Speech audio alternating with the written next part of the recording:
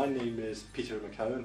I'm a Professor of Computer Science here at Queen Mary, which is part of the University of London, and I'm also the Vice Principal in charge of public engagement and student enterprise here.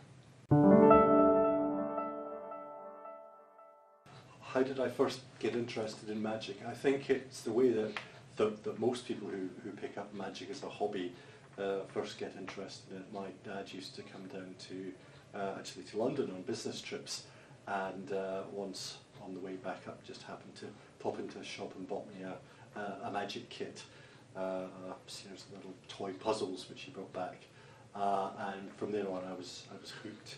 I thoroughly enjoyed that. Then discovered there was a section of magic books in my local library, and started to read more deeply into it there, and in particular discovered that there were lots of interesting card tricks that you could do that involved some clever mathematics that made it look as if you could perform miracles with pasteboards, and that, because I'd always been interested in mathematics and science, was actually what kind of drew me down that particular career path.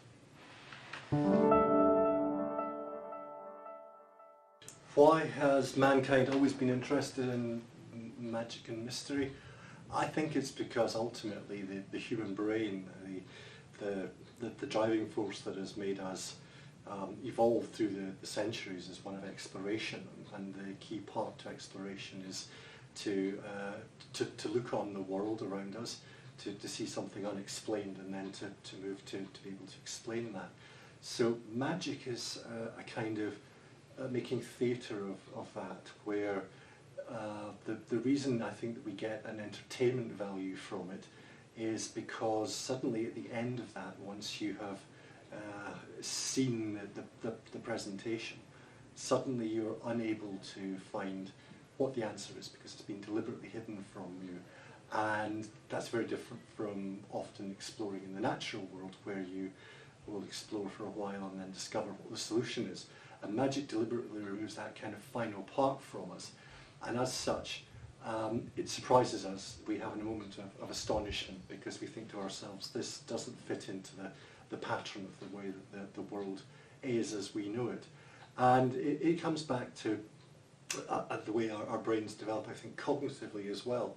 If you look at very young children before they reach certain stages, as Piaget would say, in their cognitive development, they lack object consistency. So, for example, there's a classic experiment with Maynard, the dog cat, and in that particular experiment for very young children, a cat was put into one side of a screen, and behind the screen it was given a dog mask that was attached to it, and out the other side came this animal that looked like a dog. For very young children, there was nothing surprising at all. A creature had gone in, a creature had come out, they weren't necessarily the same creature. Whereas once you learn concrete reasoning, you know that if a cat goes in one side, then a cat should come out the other side. And if a dog comes out the other side, something mysterious has happened. So I think it is very much to do with the way our brains develop this ability to predict, because that is the survival instinct. That's the thing that makes us all scientists, all exploring, trying to predict what's going to happen. And in magic, we're deliberately constructing, using science, ways of stopping you predicting successfully, and for us there's a surprise and an emotional response to that.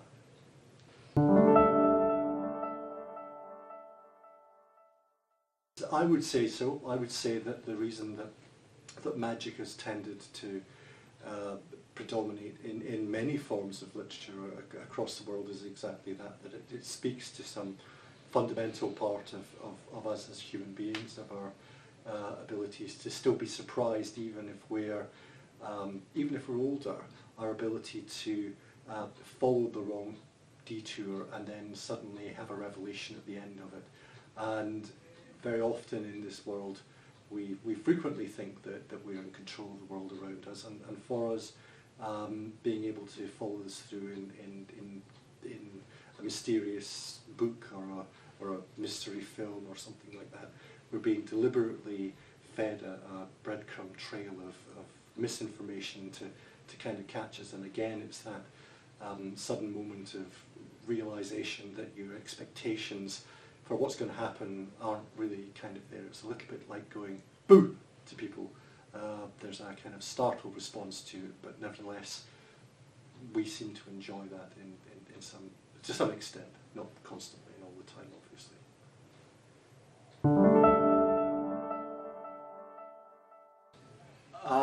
I was, as I said before, an amateur magician through a lot of my youth. I used to do shows in the local community and children's birthday parties, which is baptism by fire.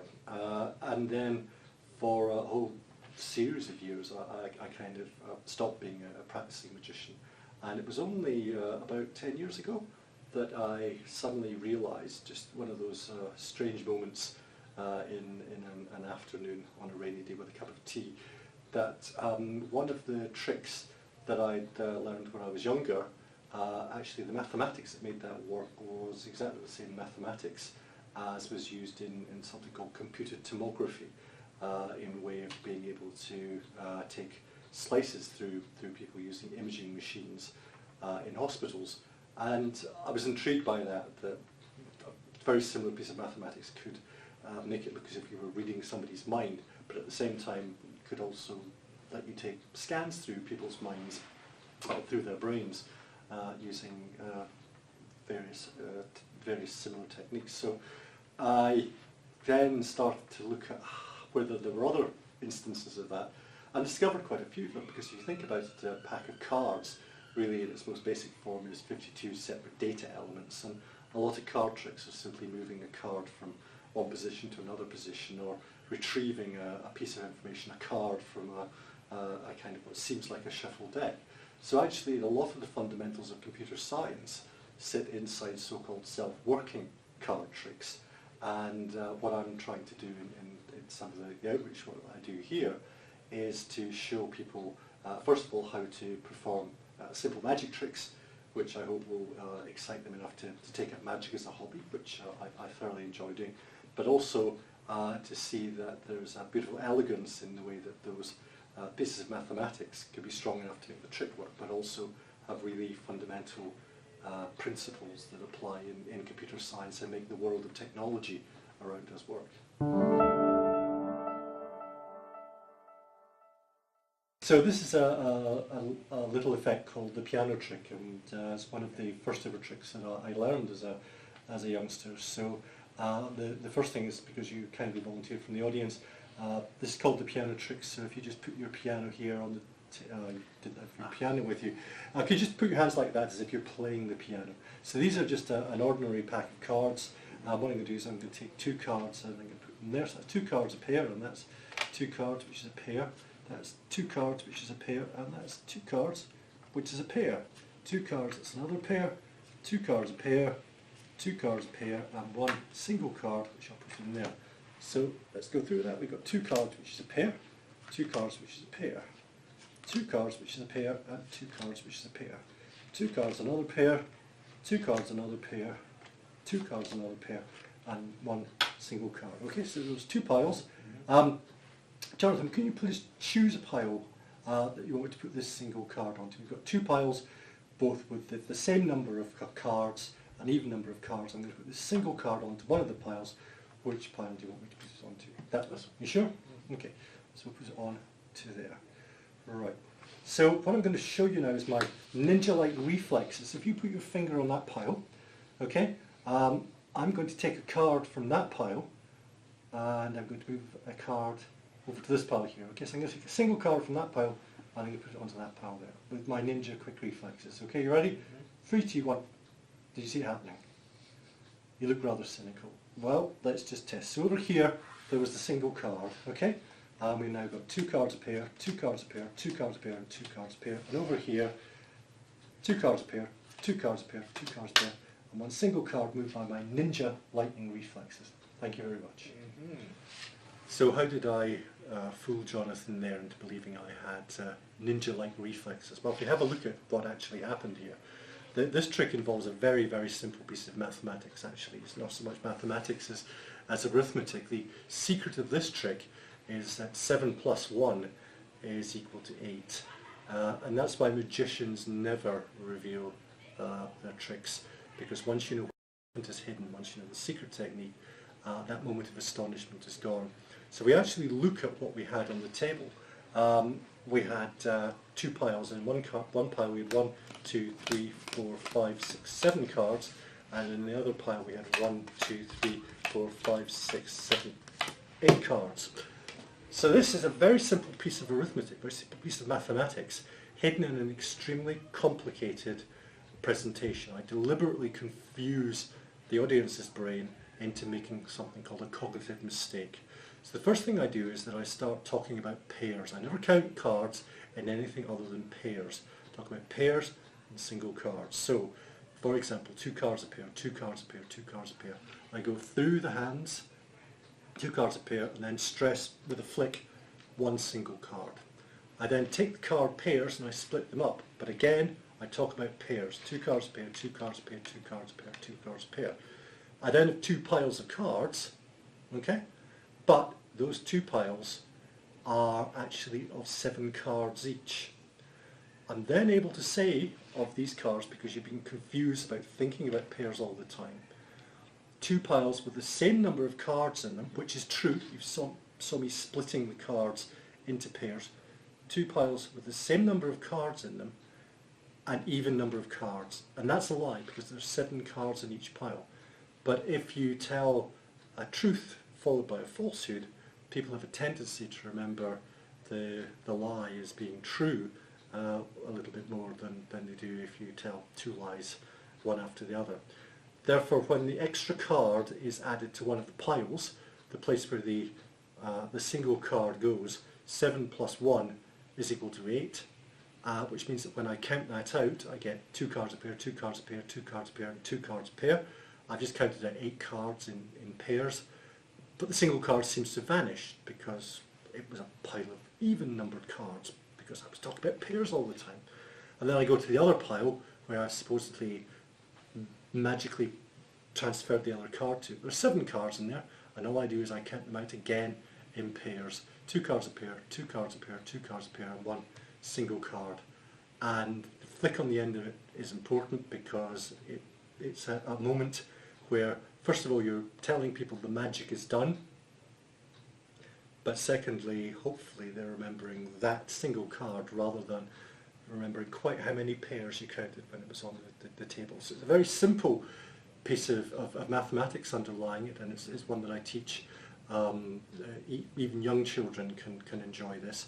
But at the same time, the way that it works, patterning your brain into thinking about pairs and so on, is something your brain does naturally. Your brain is looking for patterns, for regularities.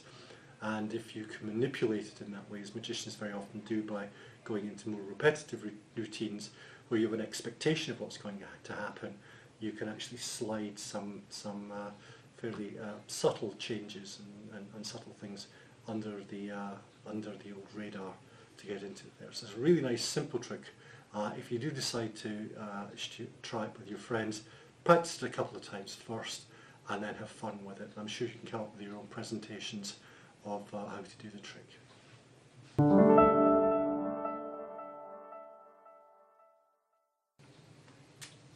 Computer programming to many people is a mystery, and the fact that computer programs run and are critically important to so much of the world around us is a good reason to try and get as many talented and solid programmers into the field in the future.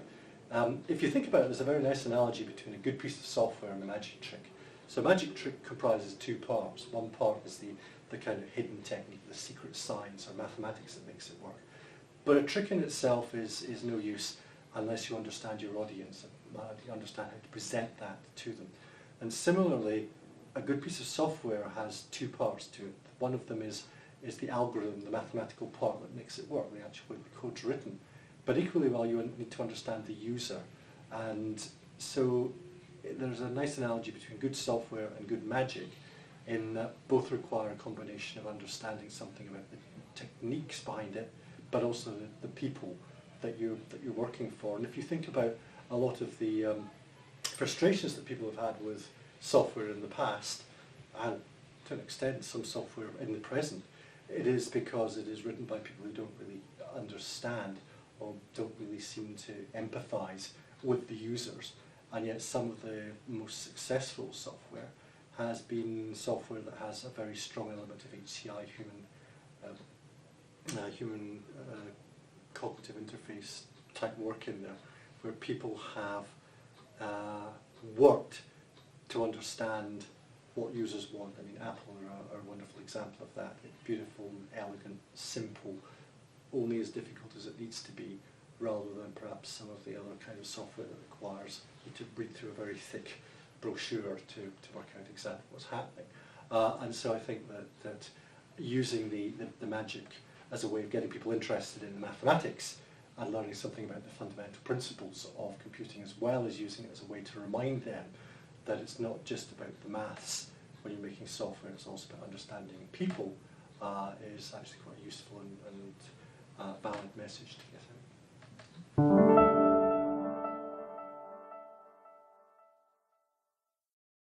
I hope both. I hope we'll have the ability for students to come away from a science lesson having felt that they've had a chance to be part of a story.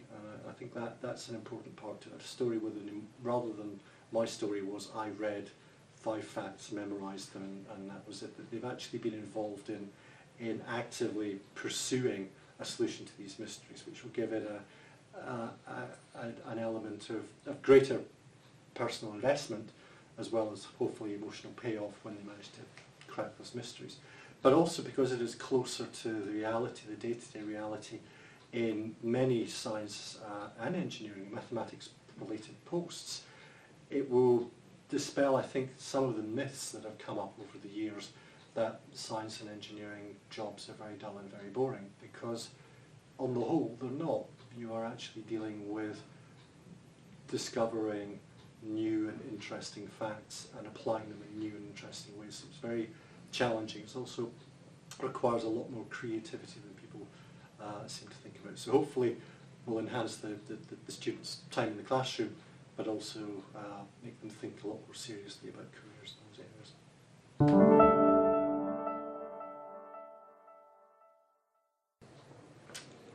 The sort of work that I'm interested in is to get young people, particularly school-aged pupils, as excited about science and mathematics as I am. As a researcher, I spend my time not knowing quite what the answers are going to be, but exploring them, putting together ways of being able to do experiments and find out what the answers are. Very often, the answers to those experiments I find quite surprising, and they come to me with a nice solid emotional, well, I managed to prove that kind of thing. And I think if we can take science, particularly teaching science in school, and try and add a bit more of that passion, that experiential aspect to it, rather than simply learning a series of facts that somebody had previously discovered and written down in a textbook, then that is a lot closer to the essence of real science than is this kind of rote, dry learning. So inquiry-based learning is an approach that says what you do is you start off asking a question, why is a particular thing happening?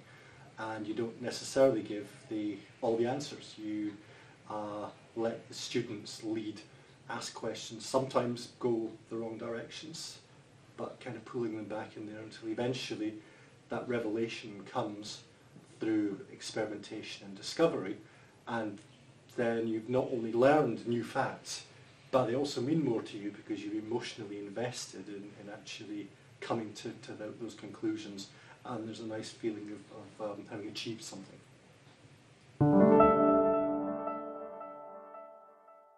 Hi there, Jonathan. What I'm going to do is show you a demonstration of how to go about cheating at cards. Not something I know you would do, but there are certain nefarious people in the world who might do that. And for this I'm going to use the 4 races, which hopefully you can see, and hopefully our friends at home can see in the camera there. So this is genuinely a shuffle pack of cards. What a cheat would do would be to do something called stacking the deck, where you would deliberately create a pattern in the cards such that it would be nice and simple for them to put the right cards into their hand. So for example, if we're playing with 4 people, if I put 3 cards on there, that's 3 cards on an ace, 3 cards on an ace, 3 cards on an ace, and 3 cards on an ace. We don't need the rest. So we've got 3 cards and an ace. We've got 3 cards and an ace. We have 3 cards and an ace, and 3 cards and an ace. So there we are, 3 cards and an ace, 3 cards and an ace, 3 cards and an ace, and 3 cards and an ace. So every 4th card is an ace. You can see that 1, 2, 3 ace, 1, 2, 3 ace, 1, 2, 3 ace, and 1, 2, 3 ace. So this is the stacked deck. So what would happen is that in a game, the cheat would introduce this to the game, stick it on top of the pack, and they'd be ready to go. So when they were playing the actual hands, it would go 1, 2, 3, and the ace. And the ace would end up there. Can you just check it's an ace, and can you just turn it face up and leave it face up for me? Okay, we'll do the rest. 1, 2, 3, and an ace. 1, 2, 3, and an ace. 1, 2, 3, and an ace. So all the aces are going to end up in this hand, which is the cheat's hand. There are a couple of other players in the game. I'm going to eliminate some of them. Can you just point at any two of those piles for me, please? This one and this one. This one.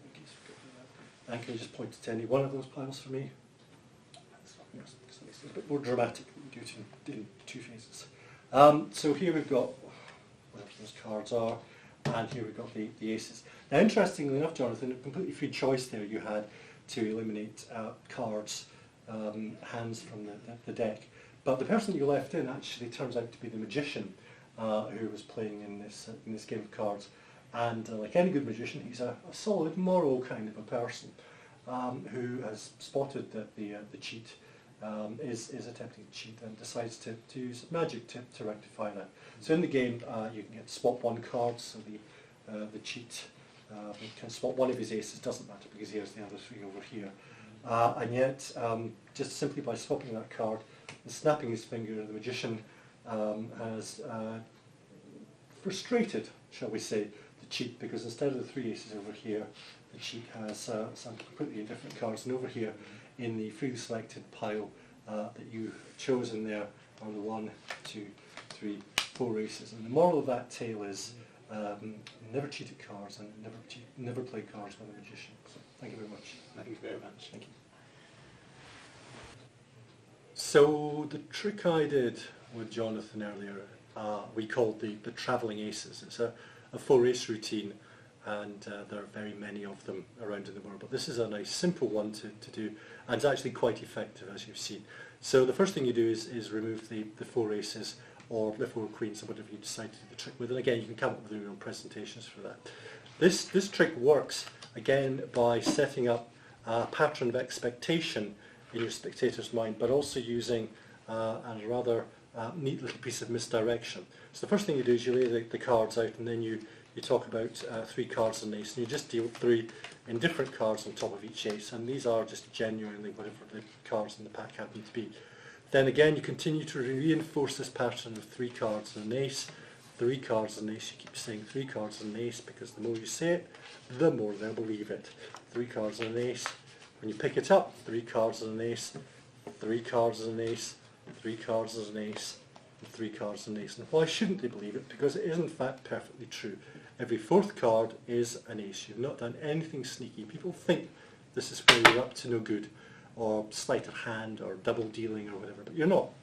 It's simply picking up the cards and piling them up so that there's an ace every 4th card. But you've set the seed in the mind of your spectator about 3 cards and an ace, 3 cards and an ace. You then do what magicians call the convincer, to prove to your member of the audience that what they think is true is in fact true, which is that every 4th card is an ace. So you deal it out. 1, 2, 3, and an ace. Then you ask them to check that it's the ace. This is where the sneaky part comes in. So you helpfully take the top card and point at the ace and say, and that card's an ace. while everyone is looking at that card and they're turning it over, their attention is all directed down there because they think that's where the sneaky thing is happening. You then just, on the offbeat, relax back, take the top card and stick the top card onto the bottom of the pack, and that's all there is to that. Guilt will give you away before technique, as Vernon once famously said. What you want to do is just do that very casually. Just point and put it back on the bottom of the pack. You have this lovely psychologically invisible move because they're all paying attention down here. You then continue to deal the rest of the cards. 3 cards and an ace, 3 cards and an ace, 3 cards and an ace, 3 cards and an ace. And again, they've got the pattern there, they've seen the convincer, why shouldn't they believe it? The fact is, of course, that because of that 1 card displacement, the math says that all of the aces are in fact in this pile. The second part to this trick is to ensure that the spectator leaves that pile on the table. And this uses another interesting little technique called equivoque. And equivoque is based on the ambiguity that there is in human language, unlike computer languages where you have to be very precise and say exactly what's going to happen. Human language allows for uncertainties in there. And so equivoque basically uses some of the uncertainties in human language to allow you to have people make choices which they think are free choices, but which actually end up with the cards left on the desk. So equivoque is a technique that is used by lots of magicians. I don't know if any of the other magicians who are likely to appear later on tonight will be using it, so I won't explain it in detail. But suffice to say, you end up with the cards left in that way. Because you can control the choices that people are taking, then you just swap those 2 cards over and snap your fingers again, giving a kind of cue for the magic happening. And over here, instead of the 3 aces, are in different cards, and over here, for that lovely denouement of 1, 2, 3, 4 aces, is the magic having happened. So the magic happens because of your ability to misdirect somebody at a point, to take their predictions of how things are going to work, and by using that displacement of the card, actually get a completely different outcome from it, and the ambiguity of human language and being able to direct them to leave the pile on the table. It's actually interesting to note that we're involved in another big project called ChiMed here at Queen Mary, and ChiMed is looking at building safer software systems for use in hospitals, because in hospitals people are under a lot of pressure, they can make mistakes. If software isn't easy and intuitive to use and to understand, then sometimes the actual design of the software itself can cause problems. So we're actually looking at the ways that magicians use to deliberately confuse people into looking the wrong place at the wrong time, for example, and trying to reverse engineer that. So an understanding of how magicians exploit cognitive mistakes, mistakes in our reasoning, mistakes in our perception, for example, in making tricks work. If we begin to understand those, then we can start to build software, hopefully, that isn't going to accidentally cause that kind of confusion in people. So although a nice simple card trick, it plays well with the audience, and actually the science behind it is something that's hopefully going to help to make life in hospital for people altogether safer. Hope you enjoyed that.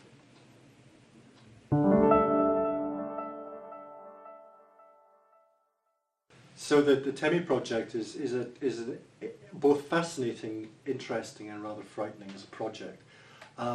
What we've done in the UK is already started to look at using mystery in classrooms in the way of exciting inquiry within students. But we've never scaled it up to work with teacher training specifically across such a large number of different partners.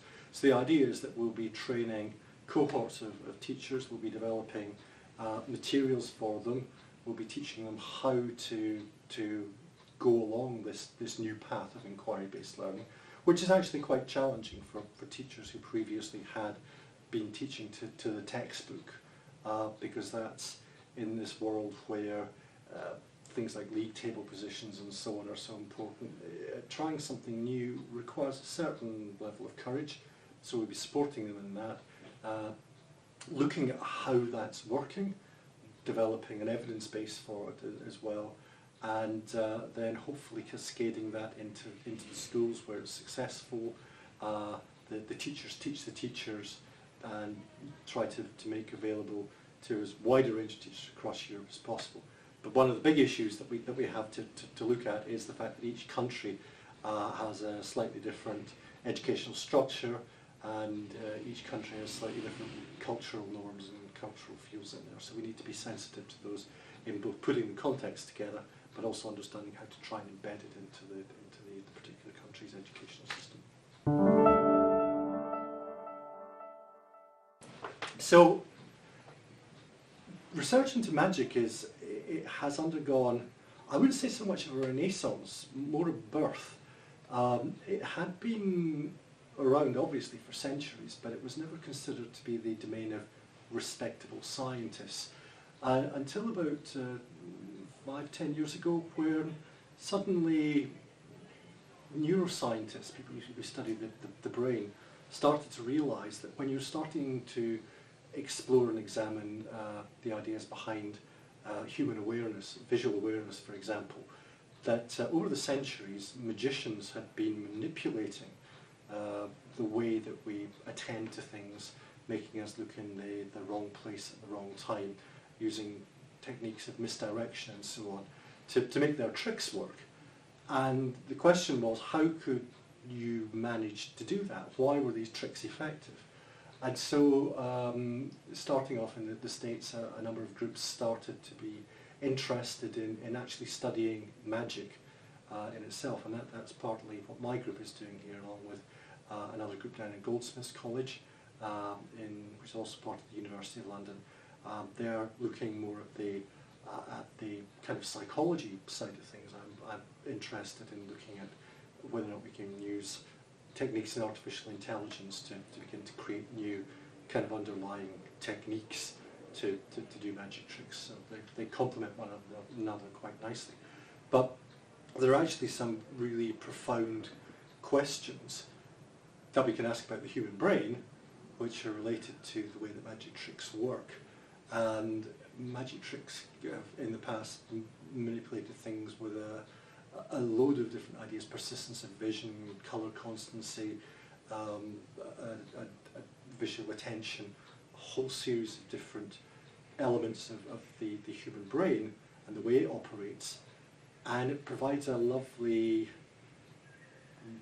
window into that particular world. So I think there are more groups around the world who are realising the effectiveness of using magic as a tool to explore some of the more interesting avenues in the way that our brains operate, and how nature has devised a brain that's very good for the job that it does, but can also be fooled. So finding out ways to fool that is a very interesting way. It's where your brain makes a mismeasurement in some way, gets it wrong. And there are many ways to get things right, but if you can spot the ways that our brains get it wrong, then that probably tells us a lot more than it would do if we only looked at bits where it got it right.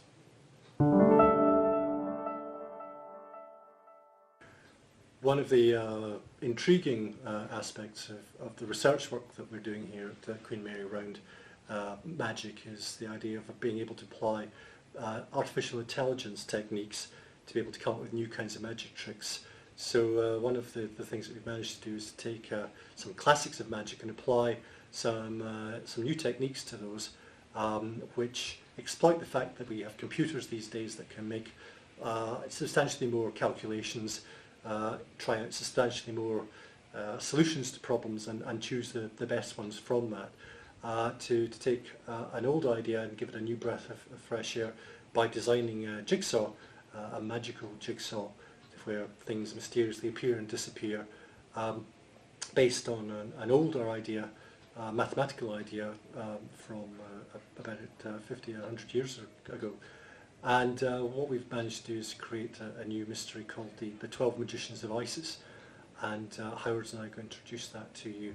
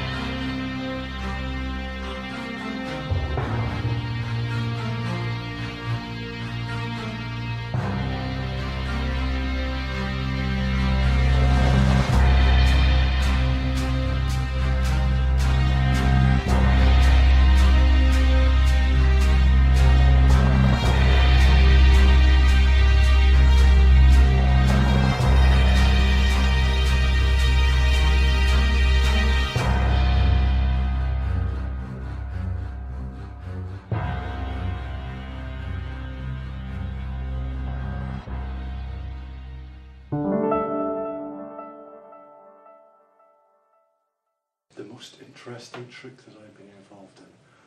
I suppose that would have to be coming up with ideas for magic in a place where magic hadn't really been done before. So a friend of mine called Richard Garriott, who made his fortune in developing video games and then moved to commercialising spaceflight because he wanted to go to space. It's a hobby, keeps him busy. He's also an amateur magician and a very big collector of magical pieces. And what he and I did when he went to the International Space Station for 10 days back in 2008, and so we had to start thinking about some ideas for this magic show he was going to perform in microgravity. The question is, how do you build those kinds of tricks in a way that they're still magical, but in an environment where things are completely different from how you remember? So on Earth, making something float is a classic of magic. In the International Space Station, making something float is absolutely de rigueur. They're constantly floating. You can't stop them floating. So the question is, how do you make the right thing fall in space? And so we came up with a number of ideas, and one of the tricks that he actually performed on the International Space Station involved him holding a hammer and a playing card, both of which obviously float, and then finding a pocketed gravity which caused the card to fall in space. And I think that for me was great fun to do, because you're required to be quite inventive, but you were thinking about a whole new environment for space to work in. For magic to work in, whether or not as man colonises the universe there's going to be a lot of on-spaceship magic. I have no idea, but it's nice to be involved at least in doing that. So I think that's probably the most interesting trick I've been involved in helping to develop as we went along. Professor Peter McOwan, thank you very much for speaking to us. Thank you very much.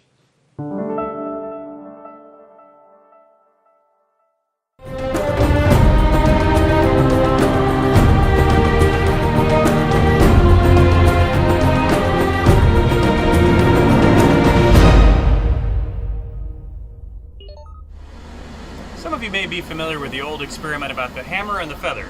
Well, in this case, our feather will be played here by this four of spades. And you may expect everything up here in microgravity to float, because most everything does float.